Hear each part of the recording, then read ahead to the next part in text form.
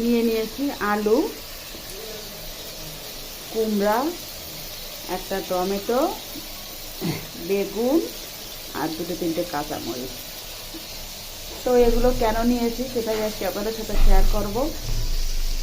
চুলায় ভাত চড়িয়ে দিয়েছি, আমি প্রায় 250 গ্রামের মতন চাল নিয়ে নিয়েছি, আর এর মধ্যে দিয়ে দিয়েছি 1 মুঠ মসুরের ডাল।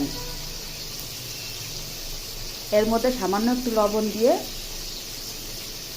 এই যে চালে জলে গরম হওয়া পর্যন্ত রান্না করে নিয়েছি।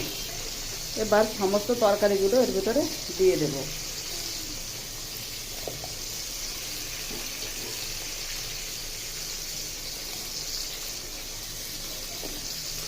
সব তরকারি দিয়ে দিলাম। এবার টমেটো আর কাঁচামরিচগুলো দিয়ে দিচ্ছি। তো এগুলো দিয়ে আমি আজকে ফেনা ভাত রান্না করব। ভাতটা এমন হবে যে নর্মালি যে ভাত রান্না করা হয় তার থেকে একটু নরম হবে এবং ভাতের ভিতরে মার থাকবে, ফ্যান ফ্যান থাকবে। তো এটার সাথে